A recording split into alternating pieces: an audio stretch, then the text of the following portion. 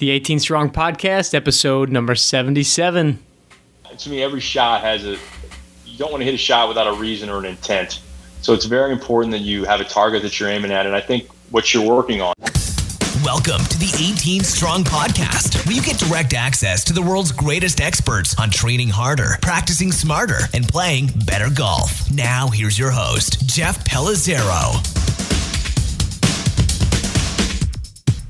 Welcome to the 18 Strong Podcast. I'm Jeff Pellizzero, your host, and it is my mission to bring to you some of the greatest coaches, instructors, fitness trainers, mental game coaches, and players in the game of golf. And today I have the pleasure of bringing on a very good friend of mine, a guy that I've known for years, have worked with for years, and is a local St. Louisan, Skip Berkmeyer, who is probably, most people would say, the greatest amateur golfer to come out of St. Louis, and is still currently winning events, playing in mid-amateur events at the age of 42. The past, I don't know how many years, but Skip has pretty much been the dominant player here in St. Louis. He's played in over 30 USGA events, has won multiple state amateur championships, and is pretty much, he's kind of like the Tiger Woods of St. Louis, back before Tiger Woods was Tiger Woods today, when Tiger Woods was Tiger Woods of yesterday. But that's kind of the way that people look at Skip Berkmeyer around St. Louis in amateur golf. So I thought bringing Skip on the show would be a perfect complement to all the topics that we've had on the show, talking about practice, mental game, just what it takes to play the strongest 18 holes that you possibly can. What does it involve fitness-wise? And it's especially pertinent because Skip is much like you and I, where we've got full-time jobs, we have kids, there are other factors in our lives. We're not professional golfers, but Skip's a guy who has found a way, and yes, he's a special talent, but has found a way to continue to practice and play at such a high level and, hone in on, what are the things that he needs to work on, what are the things that he's good at, and where should he utilize that balance, and how does he maintain that balance when he takes the time to practice in between all these other things that life throws at you. So hopefully you can take some of Skip's experiences, some of the wisdom that he shares with us in this episode, and apply them to your game. Kind of figure out how to organize your golf life, where you need to put your emphasis, how to practice, what kind of training is right for you, and apply all that so you have a much more focused approach to playing a better game of golf. So with that, let me introduce to you Skip Berkmeyer. Hey Skip, thanks for coming on. Thanks for hanging out with us. It's good to be with you. It's nice to get invited, and I certainly have listened from a time or two, and certainly some instances when you have like Chris O'Connell on and stuff. So it's great to be part and nice to be asked. Well, I appreciate that. All right, first, right out of the gate, Caddyshack or Happy Gilmore? You kind of previewed that was coming. I think Caddyshack is the answer. I like Happy Gilmore. I like Bob Barker having a fight with Adam Sandler, but Caddyshack is kind of the mainstay in golf movies. Love it. All right, and before we jump into the main meat of the interview here, is there a person, an experience, or maybe even a book or something that has been very influential in you and where you are today? Well, I think it's my parents. I think that's an obvious answer. My mom was a 5-time women's state amateur champion, so that's an easy answer going for them. And my dad's a passionate golfer. But I think a book. I really enjoy Mark Frost's books that talk about the Grand Slam or old school. I'm kind of I like to study in history, especially the game. I enjoy those books. But I would say the obvious answer for me personally is my parents. Awesome. Great answer. I didn't realize your mom was a 5-time state champ. That's incredible. She is. She won in 3 different decades, the 1960s, the 1970s, and then she won when I was 10 in 1984. So I was actually there when she was 40 years old and won. And I would say that had a profound impact on my life going forward because you're there watching your mom do something. And I've been able to carry the tradition of decades going forward, won in 1999 and then in 2009, and then I won in 2011. So I got to work on 2020 to keep that Berkmeyer name going. But it's definitely a big impact on my life was my mom, no question. I love it. All right, so a lot of obviously the St. Louis folk that are listening to this podcast are golf nuts. Otherwise, they wouldn't be listening to a golf fitness podcast. But they know you. They know your name, Skip Berkmeyer, as basically the best amateur golfer to come out of St. Louis, as far as I know. And if you could give the rest of the listeners, because we've got people listening from all over the world, where some of the accomplishments that you've had both on a local and national level, and some of the experience. Well, we'll get into some of the experiences you've had, but give us some of your biggest accomplishments on the course. I was, I probably over the last, I'm 42 years old, so I've been doing this for a long time. I was kind of a late bloomer as far as accomplishments go, or major accomplishments, I guess. I've played in I think this will be my 30th USGA event that I qualified for in May at the United States Amateur Floorball and Winged Foot. So I count going to those and qualifying for those a big deal. I've won our state am 3 times here in Missouri. I've been player of the year 11 times in St. Louis, I guess now. Kurt just informed me of that. I've won our mid-am in Missouri a few times. So I've done a lot of things as far as from local stuff. I've won the 2009 Crump Cup on a national level, which is Pine Valley's mid-amateur championship that they have there, which is a great invitational. A lot of great players. It's harder to win that in a lot of ways than probably the United States mid-am in some respects. I won the Hugh Wilson Championship in Marion, another mid-am event. So I'm just a fortunate guy that is a good amateur player that's played a lot of amateur golf around the country, and I've been doing it for a long, long time, and certainly am blessed beyond belief to have a great city in St. Louis where I get to play, and a lot of good golf. I went to college at St. Ambrose in a small NAIA school, so I was, as I said, a late bloomer. I was an All-American there, so certainly I've been around the game for a long, long time. Well, and our relationship goes back quite a few years, and I've seen, the amount of dedication that it takes and just the time that it takes, for you to go to these events, practice for these events.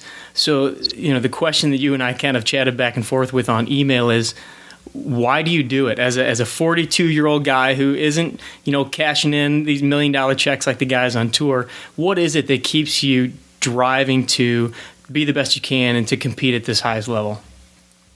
Well, it's my love of the game. I mean, I love golf, and I think it goes back beyond even just that, but I think that's the main reason. I also think I enjoy competition, and I think that is where it goes back even farther when you go back to how I grew up. I was an only child, and I played all different types of sports. I didn't just play golf, and which may have hurt me from a long-term perspective of trying to be a professional golfer, being the best golfer I could in my 20s. I played, football and basketball and baseball. I was quarterback on my high school football team. I played basketball. Baseball is probably my best sport, but I gave that up going to high school for golf. So I always was involved in some kind of competition. There wasn't a lot of training. It was just I had good hand-eye coordination, and I just found I wanted to compete. And golf, when I started to specifically focus on that after college, became my vehicle, my passion to compete. And I like to do anything. Whether it's a board game, whether it's games with my kids, I want to win and compete, and that's the most fun thing. And so to do that now, and golf has let me do that now for my whole life. It's, I guess, my vice or my addiction, if you will, and I enjoy it. And that's part of, I think, being successful for anyone is a good competition. And at 42, I realized that it's not just the winning or losing. And, over the years, I've figured this out. It's the journey. It's the experience. It's the people that you put yourself around. And that's the most important. And so, you look back, and certainly there's wins and losses and times you should have done this or that. But it's the whole experience and the people that really matter the most. And I think that's why I continue to do it and want to do it. And it just still drives me, and I want to continue to get better. And that's all because of the competition aspect. And you said that growing up you played all the different sports. Did you play in any junior golf tournaments, or did you not playing competitively until college? I did. I played junior golf tournaments, but it was a summer. It was a seasonal thing. Like golf and tennis were in the summer, and then you had football in the fall, and I had basketball, and then you had baseball, and you had tennis in there. I mean, it was all a seasonal base. So you just went one from the other to the other. And, I wasn't just on your average CYC team. I was on a couple teams. My parents, being an only child, which is probably explains a lot in my life, but it led to opportunities. And with golf, it led me to not necessarily playing in a bunch of AJGA tournaments or anything like that, but it enabled me to be around the game. And because my parents went, I went. And then so when I chose the path of specifically staying with golf, which went to college, I felt very, very, I took it on, and I was able to concentrate 365 days on the game and became to love it more and more, and the nuances and the learning of the golf swing and all that stuff that I know you're aware of. So, it wasn't that I was just against playing the game of golf all year round when I was a kid. I just didn't know any better. So I was playing other things. Sure. Do you ever wish that you had dedicated a little more year-round at an earlier age than when you did start? Or do you feel like that also really kind of helped where you are? Well, I think from a mid-amateur perspective and where I am now, I think you look at a lot of the best mid-amateurs around the country, and they usually played small-time college golf. Very rarely did the guys that do it on a more regular basis came from this wonderful Division I All-American background. I think I never got burnt out, so that I still am excited to go. So from that perspective, it was good. Probably wasn't the wisest of choices if I wanted to play at Alabama or Oklahoma State or some golf power. If I didn't concentrate on it enough. I really didn't have the full concentration of my abilities on that because I was playing football or I was playing basketball or some other sport. So it's not really a direct answer. That's just the facts of how it was. And I probably would have been better as a golfer doing that, is playing golf on a more specific basis, but I don't know how I would have turned out or what my feelings about golf now would be, to be honest. Yeah, that's a great point. And it's such a big debate these days. We see it, especially here in St. Louis, being a big soccer town. We see it a lot with, these young kids playing for these club teams, and it really is almost like at the youngest of ages, 5, 6, 7 years old, and this is across the nation too, but kids are really, getting into this specialization, and it seems like these leagues are lasting for, 3/4 of the year, if not the entire year. And so it's a huge debate as to, when do you start specializing, or should you be more of a well-rounded athlete? And I think some people are starting to kick back towards, and this is kind of my philosophy, is the well-rounded athletes experience a lot more benefit as far as from, building the basics and the fundamentals and learning movements and strength and things like that. What are your feelings as far as, because you played high level, football, baseball, all through high school and everything. How did that benefit you as a golfer, just from a technical and strength and power and endurance kind of standpoint? Well, from your fitness angle, I think those sports, while they're not alike per se, I think they do some alike things, and the movement patterns, as you said, and weight transfer and continually hand-eye coordination, which is always great in every sport. So I don't think it hurt anything from an athletic standpoint, me from a golf perspective. It's very difficult, and I see it with my own kids. My daughter swims, and the time to be very, very good at something, it's really, really a lot of time. And it's really, when you're talking about high-level economics, when you're talking about college and college scholarships and how things are in the world, it's hard not to specialize. And while I think I would be, and you are correct, playing all types of sports is probably the way to go, it's just not financially or time-sensitive feasible to do that anymore. And I think, to play two sports would be great.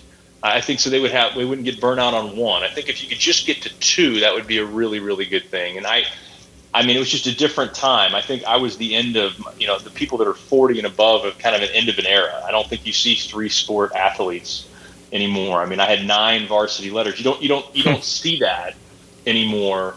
And I don't think you will, because of the time factor and because how athletes are and because it's so much money for those scholarships. When I went to Mizzou, or when I didn't go to Mizzou, I went to St. Ambrose, but Mizzou was probably $3,000 or $4,000 a year in-state tuition. Well, now it's, 15 to 18, maybe $20,000 in-state tuition.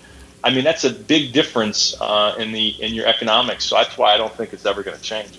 Yeah, I think you're right, and I think that you just kind of have to figure out what's the real objective, with whether that's with your kids or that's you personally, But hopefully, like you said, it's very possible that because you didn't specialize, that you still have this love for the game. Because you and I both know guys who were really into a certain sport back in the day, and now it's just not.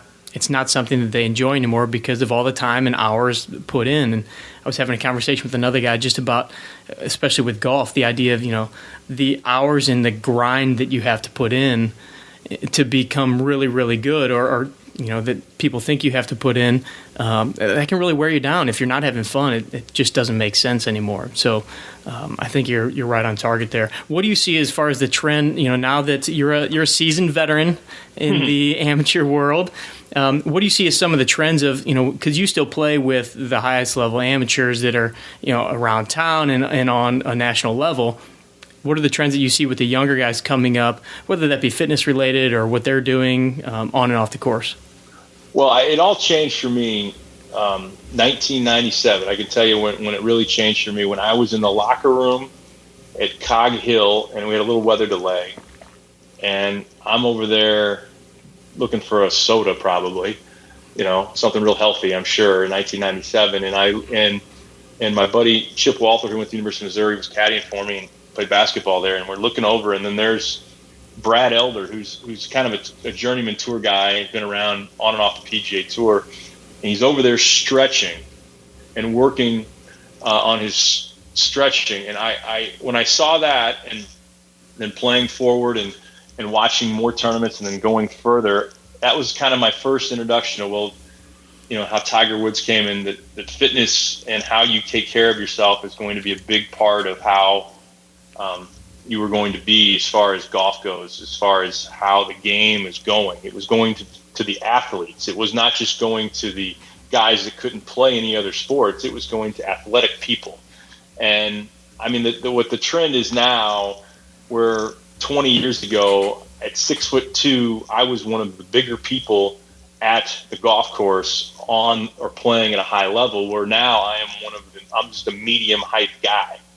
People are bigger, stronger, faster, hitting the ball longer, just like in every other sport. And it's amazing when you have athletes like Dustin Johnson or Gary Woodland that played other sports that can dunk a basketball, and how it translates into golf. And that's what you're seeing. I mean, so you're seeing certainly the guys that didn't play any other sports that necessarily aren't as athletic becoming more athletic by working out and being into fitness. And you see already great athletes then coming into golf and also being fit and doing things that are remarkable. And it's something that I never envisioned back when I started playing in college or anything like that. I was kind of before that. And it's only trending that way more and more, particularly as we talk about specialization and people playing, golf at 8 and only doing that. But they're becoming better athletes, and athletes are playing my game, if you will. And where I thought I used to have an advantage because I was pretty athletic, I'm nowhere close to how athletic these people are. Yeah, it's funny. You kind of see the trend that happened, in baseball back in the day when, you had guys like a Mark McGwire and a Barry Bonds, and you look at them back in the day, and then now you see what guys look like and what they look like at the end of their careers. But same with basketball. You look at the Larry Bird years, and they were athletic guys, but they were all thin and long and lanky. And now, some of these guys are just very athletic looking, and it just seems like now that some of this is swaying into golf, that it's just going to continue to shift that way. And you've got your Rory McIlroys and your Dustin Johnsons, like you mentioned. And, it's just, are you seeing some of the guys that you're playing with? What are the differences that some of these more athletic guys show on the course when they come out and, you see them compared to some of the other guys? Well, I think, number one, they obviously are hitting the golf ball farther, and certainly golf course setup, they're taking advantage of that, or they're trying to take advantage of hitting the ball as far as they can and as straight as they can with the equipment. But I look at these guys, and these guys are built to do this for a long, long time. And I think they're looking at it as a business. Whether it was Jordan Spieth or whether it was Gary Woodland or Billy Horschel, you look at these guys, who's going to be pretty good. And they're doing it, and they're looking not just at this tournament. They're looking at long term. They're looking how they're going to be 2 years and 3 years down the road. They have a vision and a mindset in their mind, and it's incredible. It really is to be able to play with them and see, and they're just unbelievably talented, and that's in the amateur level. And then they just continue to get better and focused, get more fit, and what they can do now because they're so athletic, Jeff. I think they can make their golf swings. I'm not going to say robotic, but they can because of the athletic moves and because of the fitness of how they're able to move their body in a perfect way or a better way for them. They can mold their golf swings to be more repetitive and more consistent over a long period of time. And I think that's I think huge. That and the longevity that they can have from this fitness. I mean, you look at these guys and they're on plane. I mean, they're not moving very much in degrees from swing to swing. And I don't know if you could say that with these, Craig Stadlers or other type of swings in the 80s or 70s when they were playing. It's pretty remarkable what they can do and how they can make themselves do some extremely athletic and looking things to repeat that golf swing. Yeah, it really is. I mean, just looking at their postures and the mobility that they have, and it seems like so many of these guys, there used to be so many different swings and different body styles, but you're definitely starting to see a much more athletic build on the younger golfers. Their postures are looking very similar. A lot of the golf swings are looking similar. Still some variations and everything, but yeah, I mean, just robotic is a good way to put it. So let me ask you this: being a guy with a full-time job, kids, you have a radio show, but you have to carve out time to play, to practice. What does your typical practice schedule look like, training schedule, all of those? So, give us an idea of what guys in the audience can also kind of do to mimic some of the stuff that you're doing. Well, I think I come from the standpoint of trying to do, I think that I can't go and hit, buckets and buckets and buckets of golf balls and go through hours and hours of practice. And I've had that time where I did that a long time ago. And after college, I went and worked with an instructor for a couple months, and that's all I did. So whether I was going to turn pro or not, and I ended up not doing it. But that was back then to put in some time. But I think if you're going to get better at this game, I think small doses is where it's at. I think if you can do small doses more frequently is where it's at. I think it's easier to go at lunch and hit a 40 balls. I'd rather do that 3 times or 4 times a week than I would go one day a week and hit a huge bucket of balls. I think the frequency is in the pattern of what you're working on. I also, I'm a big believer in what I think's made me pretty successful. And I'm always wondering why, and I'm always trying to figure out the answer to that question. And, I've seen instructors over the years and gone through different phases of things, and always in the quest of trying to get better. And I think sometimes it hurts you by trying to maybe do something different, but I think you learn in the process, and for the long run, you'll be better. And I can take now advice from somebody and kind of discard what I want and what I want to use for myself, because I think I'm my own best teacher. But I think little bursts of practice time, I would think, and obviously I think more short game is going to help you improve quicker. And I would try to do little things like that instead of trying to go carve out 3 hours of practice. I would try to play as much as you can, and I would carve out little bursts of practice. And I think that's an easier way to go about it. I think most of us hearing just going to get a bucket of 40 balls sounds like nothing. But so when you do that, what do you kind of focus on when you're practicing? Because I know that some of the best players in the world, I mean, they'll hit a ball and they'll kind of go through their pre-shot routine, and they're not just ball after ball after ball after ball, but there's usually some focus. There's some intention to that practice. What do you focus on there? Well, every ball, to me, every shot you don't want to hit a shot without a reason or an intent. So it's very important that you have a target that you're aiming at, and I think what you're working on. And I don't think you can, work on 100 different things, but if there's a couple different things you're working on, you need to spend that time and work on those particular things. I think instruction is, I always say there's no bad instruction. There's just a bad translation from the instruction to the player. And because I think that instruction that they're giving you is only necessarily, or that you're reading about on a general topic, or you're watching a swing vision on the television. The advice is good, but it may not be good for you. There's a specific players or type of players that advice is good for. So I think it's important to get that right information that you're going to have to seek out, whether it's an instructor or book or something that you believe in, that you think is right for you. And I think that's important. And then once you get that, I think to work on those things in small doses over a long period of time will help you. And I know it sounds it's the slow turtle will get you where you need to go, not the quick bursts of hitting, of trying to do it all at one time. So I suggest finding out what you need to work on, number one, and trying then to block out a lot of the bad advice or the I call it the bad interpretation of what they're saying, and focus little by little and try to get better. What you've been told to do or what you believe is the right thing to do.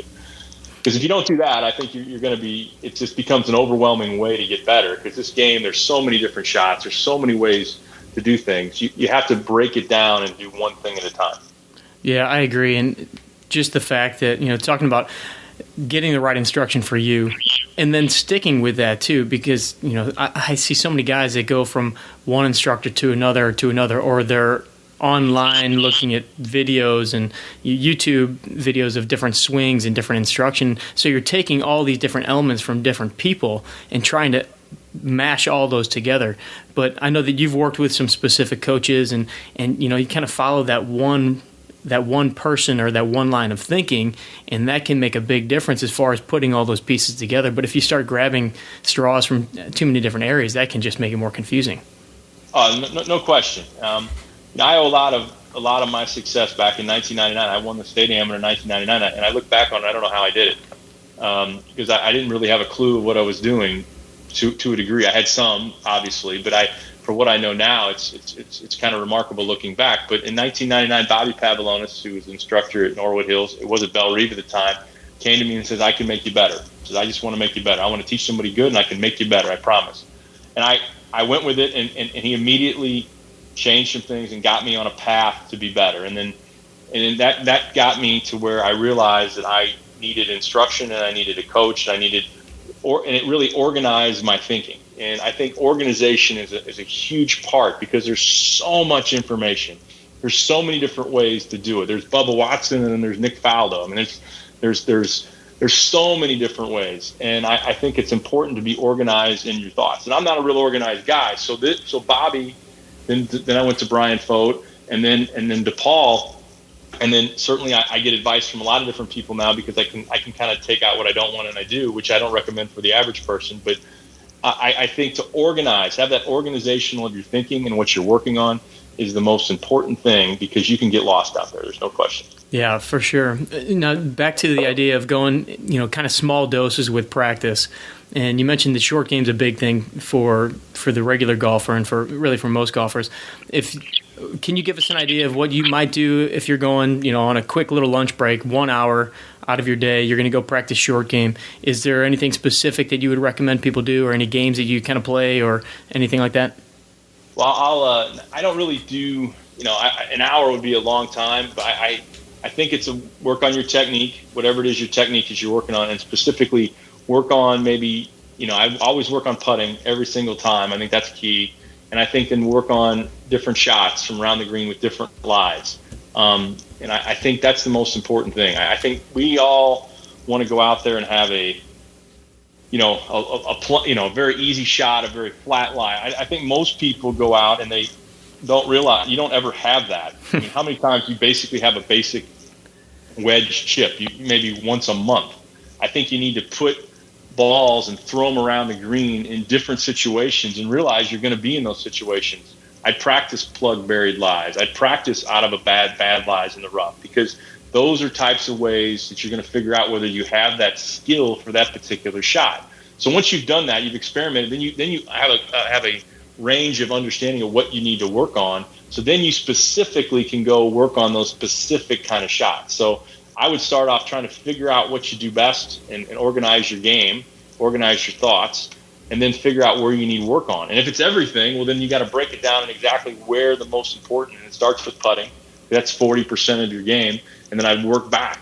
I always say I have this theory, and for me, when I practice drivers, I practice wedges, and I practice putting, because that's where everything starts. Usually, if I drive it well, and most people, if amateurs drive it well, and they short putt well, it's really, really hard to play that bad. Because if you drive it well, you're in play. That's a big deal. And so now you have a shot into the green where even if you miss it, the chances of you being in a hazard or something where you can't play it out of are small. So then if you're putting well from 6 feet in and you're driving the ball in play, it's hard to play that poorly. It's hard to make those big numbers. You can certainly become a really good bogey golfer if you're doing that. That's great advice. All right, I got kind of a tricky question for you. Sure. What do you think separates you when it comes to these tournaments? Obviously, you've had a ton of success. What is it? And it could be technique, it could be, mental game, whatever. What do you think is kind of your superhero strength? Well, there's no superhero, but I appreciate the thought on that. I think nowadays it's experience, and I think I would say the fact that that I think I'm pretty good at fixing myself out there to get it around. I think my bad isn't as bad. I think that my basis in 2004, I had a great United States amateur. I made it to match play, which was the first time ever. I played a great first match and lost 1 up on 18. And I left there on the flight home, analyzing my game, organizing my game. What do I need to work on? How am I going to get better? And I realized at that point, the only way I was going to get better is I had to hit the ball straighter off the tee. I was relying specifically at that time on a right to left shot. So I was leaving half the fairway and half the pins away from me. So at that point, I analyzed it. I started making changes to hit the ball straighter. In fact, and so I was working on hitting a cut. So I worked it to where I was hitting more of a cut. So then I had to kind of work it back. I think my point is I've analyzed it, and I think my bad isn't as bad at times, and I think I'm able to hang around in tournaments enough to where I might be able to win at the end. And I think that's I think the most important thing that I do the best. I have a pretty repetitive motion. As I said, I drive it in play, short putt it pretty well. If I do those things, I'm usually around it. I'm around it at the end, and I think that's the. I don't know if it's a secret, but I think those are the things that I can do. And if something or get off or derail, I think I'm pretty good at playing what I'll call bad golf. I can get it around and still have a chance and not shoot myself out of the tournament. I think those are the things that I've done well, or kind of over the years of, and that's a lot of different skill sets. But I think those are to simplify it. I think those are the things. Sure. Do you find yourself being pretty good at being able to kind of wipe out, let's say you have a bad hole or a bad shot, are you able to kind of refocus and adjust and move on forward, or do you find yourself letting that linger a little bit? I'm like everybody else. It depends. I think I'm pretty good at it, but I think, some days you're in a better way than others. It's just as simple as that. I'm not a pro at this, but some mentally you're able to handle it better. Sometimes depends on the mistake. A lot of times, sometimes it depends on where your golf game is. If you're playing really, really well and you make a mental mistake, you can kind of bury it because you're going to get it back because you're playing well. It just depends. You just go fight. You just go fight for the 18 holes and figure out as best you can how to hit the lowest score you possibly can. And I know it sounds simple, but it's very difficult to do, to focus on each and every shot and not try to worry about results. It's a fight for me all the time.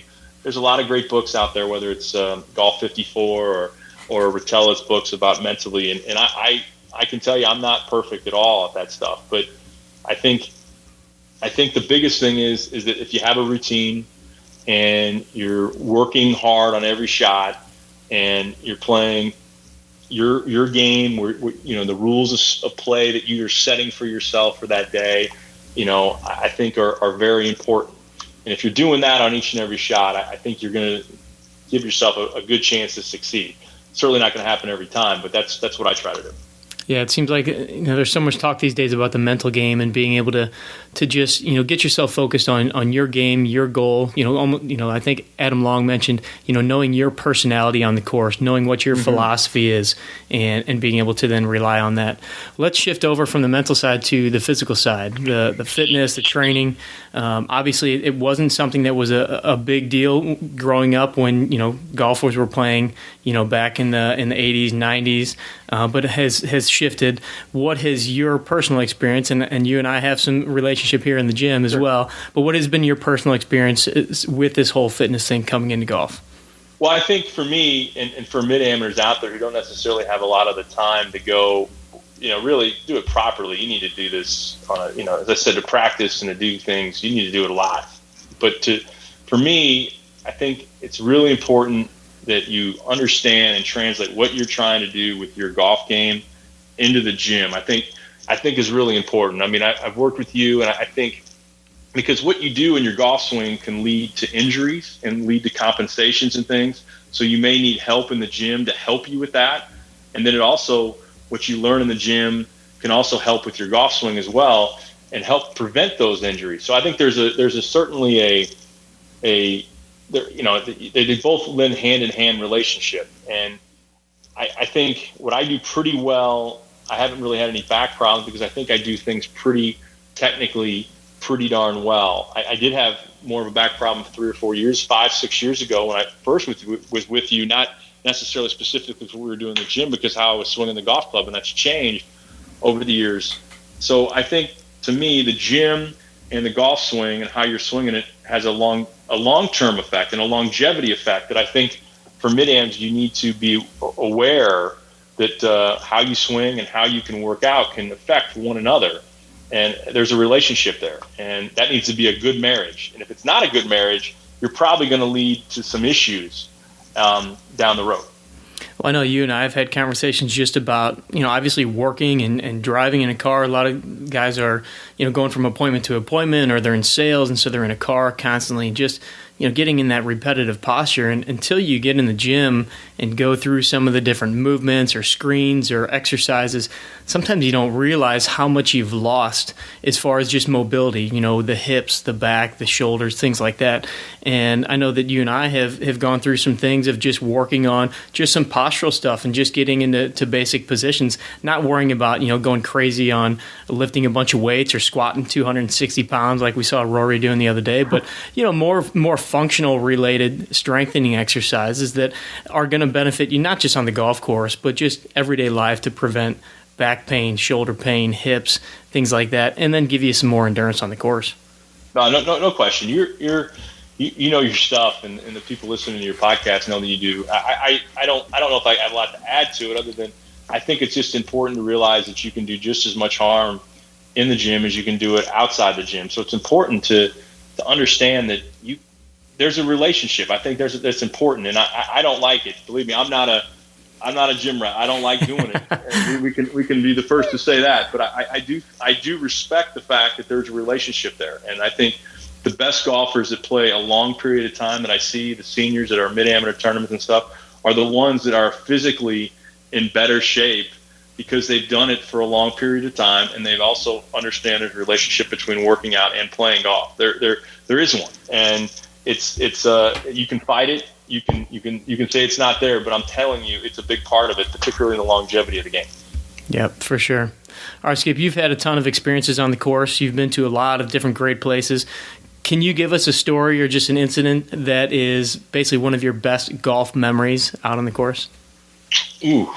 Well, I've been fortunate to have a lot of golf memories. I think, I look at, in this journey at 42, what you think is a really good memory at 25 or whatever. I will say, to give you a few, bits, to go with from a personal relationship, in 2009, I won the state amateur at St. Joe Country Club, and to have my oldest, who's now 11, remember that and to run on the green was a pretty cool thing, and to have my wife there, and it meant a lot to me. And both state amateurs in 1999 when I won as well, my parents were there, and I just to have those, and it's a team win. I think golf, it's an individual sport, but there's so many people that help you, and particularly your family is a big deal. I know in both those 2 state amateur wins, as far as competition goes, I lost in '98 and I came back and won in '99. I lost in 2008 and I came back to win in 2009 in the finals. And so then to win those after persevering and going through it again was certainly rewarding. I got to play Augusta National with my teacher at the time, Bobby Pavlonis, and Jeff Knox, which was great. Certainly my parents took me to Scotland, and I played in 2 British amateurs over there, which were great stories and people. But I've been fortunate, whether it's on the golf course or off the golf course, with a great family, and certainly playing in these mid-amateur tournaments at Seminole and Los Angeles Country Club. And you meet in Pine Valley, you meet so many great people that there's a lot of different stories. And even in the radio, to be around Jay Randolph Jr. and Jay Randolph Sr., 2 people that have been really, really good to me. It's been a lot of fun. And I don't know if there's one specific great story I can tell you that's great, but there's been a lot along the way. I figured it'd be pretty tough to pick just one out of all the ones that you've had. But let's flip the coin. Let's see. Do you have a moment or an incident that you can remember that was possibly one of your most frustrating playing moments? And then what did you learn from that afterwards? Well, geez, that's probably a longer list than the good moments. When we are talking golf, you do lose more more than you win in the game of golf. I think I will say this. I think every time I've had success, it's typically came after I've struggled or I've lost, just as I said in those state AMs. And I think, take us to a time that you can remember on the course. We want to be there with you, Skip. Yeah. You want to be there with me? Yeah. I would say, I hate playing golf when I know that it's not going to end. I'm not in competition. I'm playing out the string.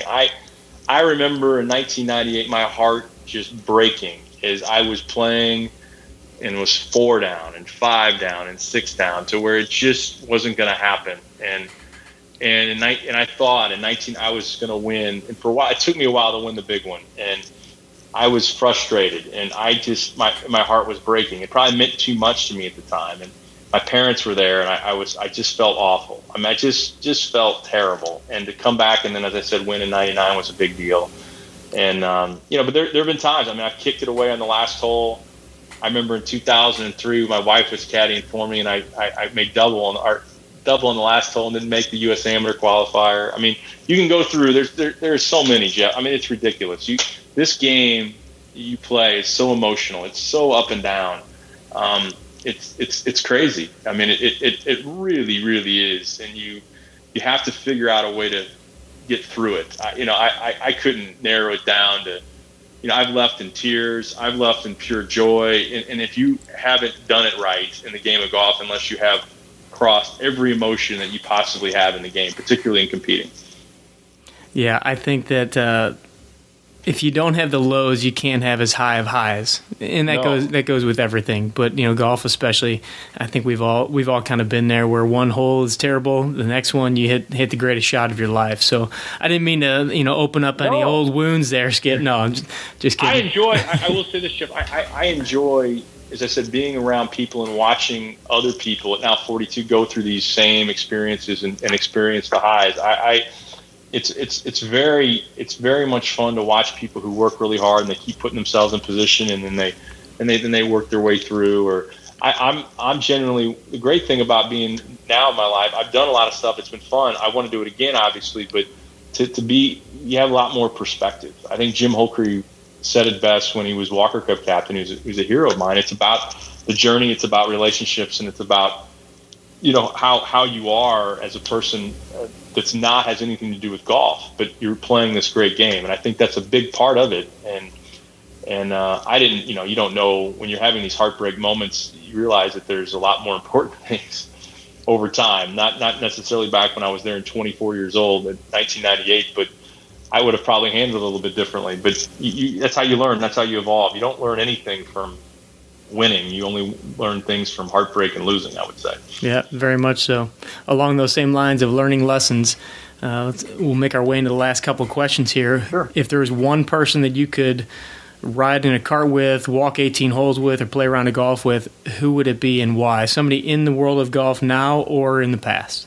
Well, I'll give two answers because I think one is kind of it's an easy cop-out answer. I think would be my grandfather that I never got to know. I was 9 years old when he passed away, and he was the golf pro that taught my mother how to play. So to play an 18 holes around with him would not only be wonderful on a lot of different levels because he's my grandfather, but to see him with me in golf, because I never got to experience that. The one relative that you think that would be a huge deal, being his only grandchild, and to do that, I think that would be very, very special. But from a more of a name recognition type thing, I would probably pick, there's a lot of good people to choose from. My dad was a Nicklaus guy. That's too easy. Arnold Palmer's too. I think I'd be interested in to get in the mind of Bobby Jones. I think Bobby Jones would be a good one since I'm an amateur and he was an amateur type player. And I would be curious to particularly if it was at Augusta National. That would be a good twosome for me. Two phenomenal answers. All right, the year 2016, what is kind of your goal as far as your golf game and kind of what's your mission moving forward with, golf as, a big part of your life? Mine is to just keep getting better. I mean, I know it's a cop-out answer, but I feel that I have still a lot of good golf in front of me. I'm going to travel and play in a lot of the same tournaments that I did. The same goals is to make USGA championships, to compete to win when I go play and stuff, whether it's a national or local event, and get myself in contention so I can feel those butterflies and I can feel the excitement. That's fun for me. Ever see yourself jumping into the teaching or coaching arena? I do. There is a fascination with me with college coaching. There is a fascination with teaching. I do enjoy it. I do enjoy teaching better players. I will say that I have such a huge respect for people that teach beginners and start. In fact, they're the lifeblood of this game, and they need to be paid more and do that because that's a special talent to be able to do that. But I would love to coach. I would love to be a college coach. I think that's something that's intriguing to me. I don't know if I have a good skill set for it. I don't know if I have the whole makeup of it or the training or the years of experience from a collegiate perspective, but I do think that I have a lot to bring to the game improvement, and certainly I think I could recruit okay. So I do that's a fascination of mine. But as far as my immediate 2016 goal, I mean, and I certainly would take any time to listen or to learn more about that. I've done those things. I'm around those kind of people, and I enjoy that. But as far as just the immediate, make my business better, which is All-Star Distributing, which is an award company here in St. Louis that we do a lot of different things, and we're having a really good year. And our fiscal year is in June, so I want to make sure that goes well so I can make some more money as well. I also, want to just get better at the game of golf, to be honest. I want to be a better putter this year. I mean, I want to become a better putter. I don't want to get over putts and feel wishy-washy. And I've been kind of doing that as I've gotten older. So I want to be a better putter, and I have as far as a tangible goal, I want to make our state team again. I've been asked to play on every state team here in Missouri since 1997, so I'd like to keep that streak going. You have some of these streaks or things. I always say if you're a player of the year or if you keep making a team like that, you've done enough good things along the way to probably merit good golf. So that's kind of where I'm looking at as far as some tangible goals. I love it. Always striving to get better. Any last piece of advice for the audience, and then let them know where they can find you, the radio show, All-Star, all that good stuff. Yeah, well, we're on the Big 550 KTRS from the radio perspective. We're on Thursday nights starting March 3rd from 7 to 8, and we're on Sunday mornings from 9 to 10.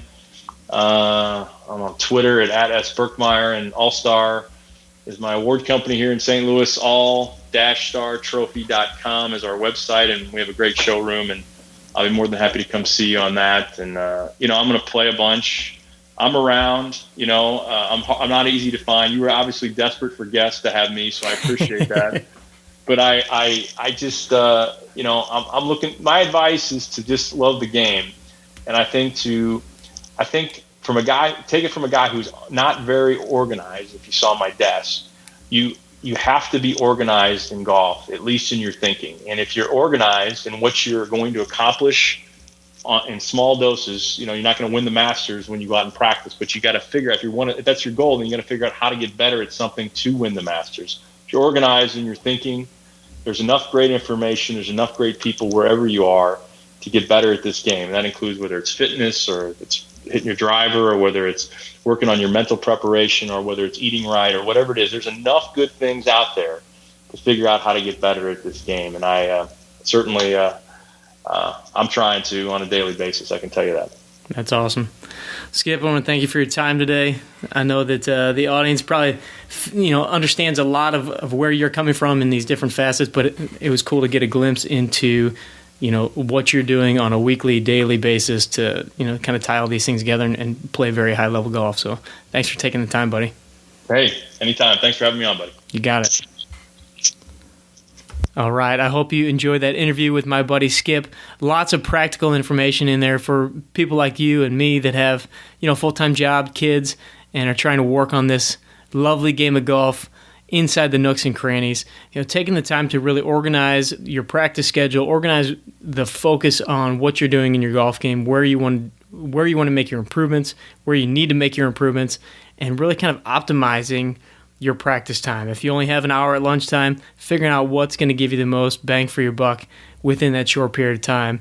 Get out there, do it, be focused, have intentional practice, and get better. Skip, if you're listening, thanks again for coming on, and I think you still owe Crash and I a round of golf, 2 versus 1. I think you may have to give us a couple of strokes here or there, but we'll hash that out on the first tee. So thanks again for joining me on 18 Strong Podcast. If you want any more information or want to check out old episodes of the podcast, we've got so many great guests. This is the 77th episode of the podcast, hard to believe. So that means we've got 76 other awesome episodes. Just go to 18strong.com. You'll see the podcast tab, or you can search for any of our guests in the search bar, and their show notes will pop right up. Once again, thanks for joining me. Don't forget, train hard, practice smart, play better golf. Thanks for listening to the 18 Strong Podcast at www.18strong.com. And remember, train hard, practice smart, and play better golf.